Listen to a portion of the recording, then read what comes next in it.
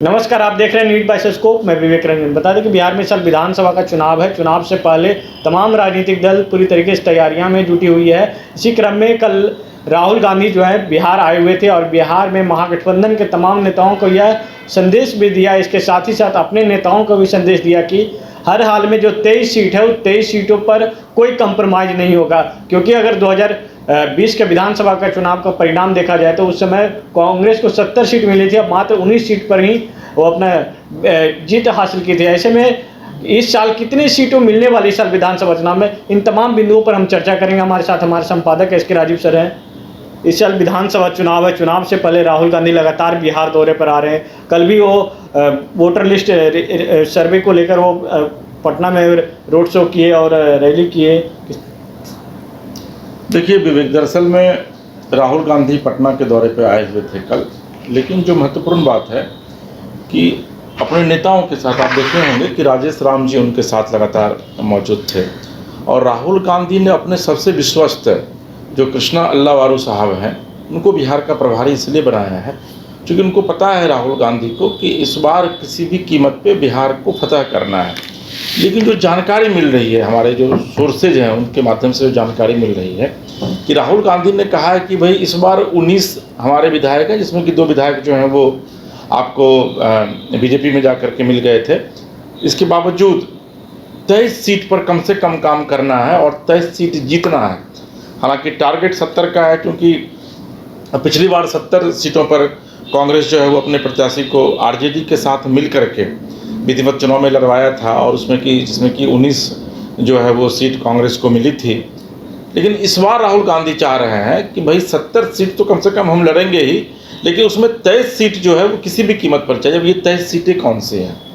लेकिन इसके पहले हम आपको विवेक यह बताना चाहेंगे कि आप कांग्रेस के थोड़े से अतीत पर को हम लोग लेकर चलते हैं, थोड़े से अतीत में चलते हैं, तो आप देखेंगे कि 1990 तक कांग्रेस की स्थिति इस बिहार में बहुत ज़्यादा मजबूत हुआ करती थी और 1990 में कांग्रेस जो है वो 70 सीट पर चुनाव 1990 में मुझे लगता है कि शायद 70 सीट पर चुनाव उस समय लड़ी थी और 25 या 29 सीट जो है वो कांग्रेस उस समय जीती थी। तो कांग्रेस का तो डाउनफॉल उस समय से शुरू हो गया था।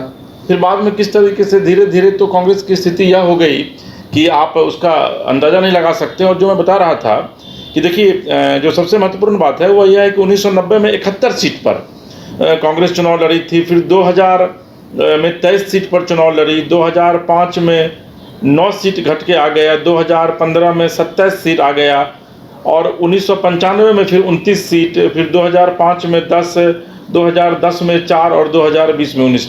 तो ये जो सीटें हैं, तो देखिए 1990 में 71 सीट कांग्रेस जीती थी उस समय। 71 सीटों पर चुनाव लड़ी थी जी। नहीं, 71 सीटें जीती हैं। अच्छा। जो आंकड़ा हमारे पास है उसमें 71 सीट 1990 में कांग्रेस के द्वारा जीता गया था। और फिर देखिए 1995 मतलब लालू जी का शासन उसमें बिहार में हो गया था, 95 में 29 सीट कांग्रेस जीती। फिर देखिए 2000 में वो 23 उसका ग्राफ घट के आया, फिर 2005 में वो 10 पर कांग्रेस पहुंच गई। 2005 में चूँकि 2005 में 2 बार चुनाव हुआ था, तो फिर दिसंबर में जो चुनाव हुआ उसमें 9 सीट पर कांग्रेस आ गई। फिर 2010 में प्रचंड जो बहुमत मिला था एनडीए सरकार को, उस समय 2010 में 4 सीट पर कांग्रेस आ गई थी। 2015 में फिर कांग्रेस का ग्राफ थोड़ा बढ़ा, क्योंकि नीतीश जी साथ लड़े थे लालू जी कांग्रेस के साथ, तो 27 सीट और 2020 में फिर वो घट करके ग्राफ 19 पर आया। तो इस बार जो राहुल गांधी की जो चिंता है वो इस बात को लेकर के है कि भाई आखिर बिहार में किस तरीके से फिर से कांग्रेस का राज लाया जाए। अब देखिए 1990 में अगर 71 सीट आप जीतते हैं तो निश्चित तौर पर एक अच्छी सीट आप उस समय जीते। और कांग्रेस उस समय हालांकि लालू जी ने सरकार बनाया था और लालू जी पहली बार बिहार के मुख्यमंत्री भी बने थे। लेकिन जो राहुल गांधी ने इस बार जो अपने नेताओं को कहा है, अपने वर्कर्स को कहा है, वो यह कहा है कि भाई हम 70 सीट से कम पर कंप्रोमाइज़ नहीं करेंगे। हालांकि आरजेडी जो है वो इस बार 70 सीट देने के मूड में नहीं है, क्योंकि आरजेडी का ये सीधा कहना है कि भाई 2020 के चुनाव में मैंने 70 सीट आपको दिया गठबंधन में, तो आप तो घट करके आ गए 19 पर। तो ऐसी स्थिति में जो भी सीट आप लूज कर रहे हैं, तो वो अगर कम सीटों पर आप चुनाव लड़ेंगे तो आप ज़्यादा सीट गेन करेंगे और आरजेडी को वो सीट दे दीजिए, फिर आरजेडी सीट को गेन करेगी और सरकार तो महागठबंधन की बनेगी, उसमें कांग्रेस रहेगी। लेकिन राहुल गांधी का यह स्पष्ट कहना है कि भाई 70 तो हम पिछली बार लड़े थे, तो इस बार तो हमारा जनाधार और हमारा ग्राफ जो है वो और बढ़ा है। क्यों बढ़ा है? क्योंकि राजेश राम चूँकि अति पिछड़ी जाति से आते हैं, दलित चेहरा है वो, तो कांग्रेस को यह लग रहा है कि एक दलित पर अगर दांव कांग्रेस ने लगाया, और अभी हाल के दिनों में जो 38 जिलों में जो कांग्रेस के अध्यक्ष बदले गए हैं, उसमें भी मुझे लग रहा है कि लगभग 25 ऐसे जिले हैं जिसमें कि पिछड़ी और अति पिछड़ी जाति के जो नेता हैं उनको प्रदेश अध्यक्ष बनाया गया। तो इस बार पिछड़ों और अति पिछड़ों का दांव कांग्रेस खेल रही है। मुस्लिम वोट कांग्रेस के साथ है ही पहले से ही, तो इस बार कांग्रेस चाह रही है कि भाई कम से कम 70 सीट पर तो चुनाव हम लड़ेंगे ही, लेकिन हमारा जो जीत रहेगा वो कम से कम 50 के करीब होना चाहिए, और उसमें 23 सीट बहुत ही महत्वपूर्ण है। देखिए, जो मैं बताने की कोशिश कर रहा हूँ वो ये समझाने की कोशिश कर रहा हूँ कि कांग्रेस अपने आप को कमज़ोर नहीं समझ रही, कांग्रेस अपने आप को मजबूत कर रही है।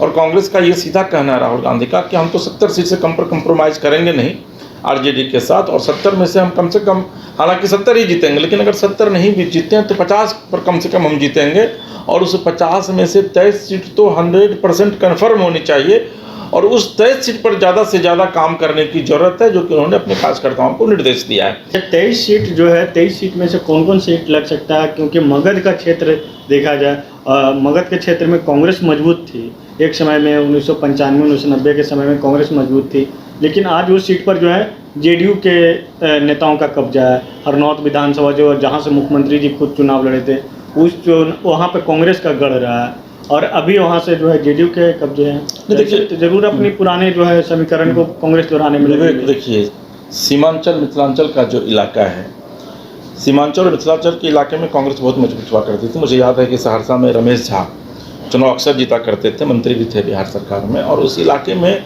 लहटन चौधरी बड़ा नाम था।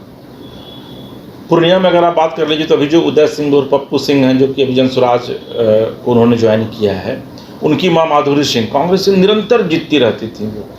आप अगर मगध के इलाकों की बात करें तो चूँकि मगध का जो इलाका है वो भूमिहार बाहुल इलाका है, और कृष्ण सिंह मुख्यमंत्री थे सबसे पहले बिहार में, तो भूमिहारों का जो है सो अगर कोई भी दल माना जाता था तो वो कांग्रेस माना जाता था।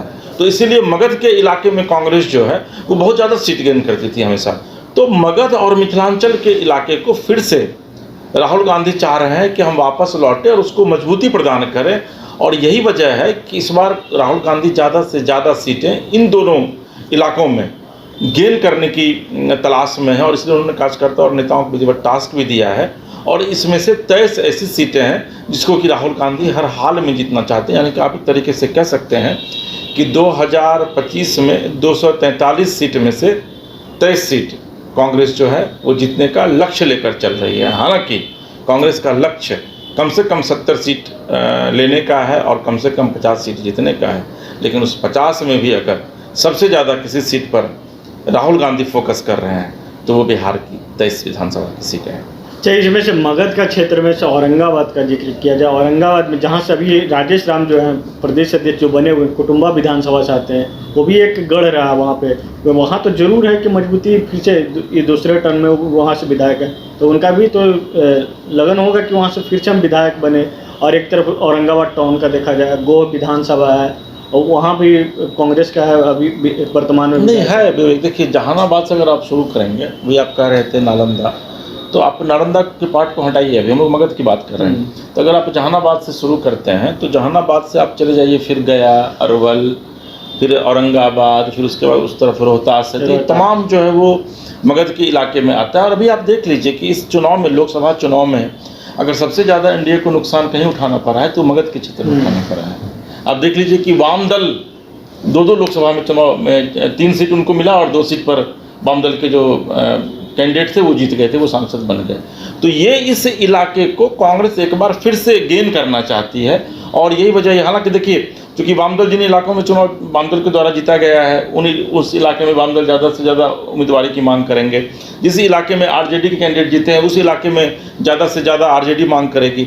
लेकिन इन सब के बीच कांग्रेस जो संभावनाएं तलाश रही है वो इन्हीं सीटों के बीच में तलाश रही है। और जैसा कि मैंने आपको पहले भी बताया कि उन्हीं सीटों में से 23 सीट पर कांग्रेस जो है वो महत्वपूर्ण फोकस कर रही है, जो कि राहुल गांधी के एजेंडे में सीधे तौर पर शामिल है।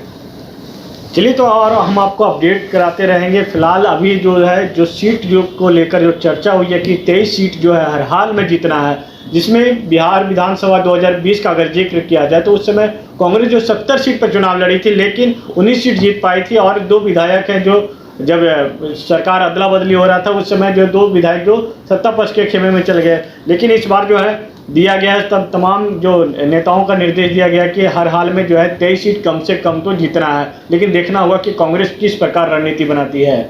फिलहाल के लिए हमारे चैनल को सब्सक्राइब करें, साथ साथ बेल आइकन को दबाएं। अगर वीडियो अच्छी लगी तो शेयर करें। धन्यवाद।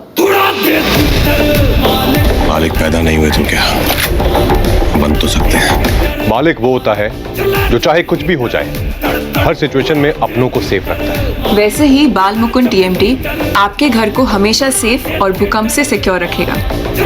मालिक की तरह ही बाल मुकुंद टीएमटी में है दम, इसलिए यह है नंबर 1। और देखिए हमारे फिल्म मालिक 11 जुलाई से अपने नजदीकी सिनेमाघरों में। अगर आप देश के किसी भी कोने में रहते हैं, अगर आप पटना आना चाहते हैं और घर जैसे रहने और खाने का आनंद लेना चाहते हैं तो एक बार जरूर आए होटल डायमंटन। संपर्क करें 9572759746, 9031859981, 0612400158 एड्रेस अपोजिट विद्या संस्कार स्कूल, रंजन पथ, गोला रोड, बेली रोड, पटना 801503।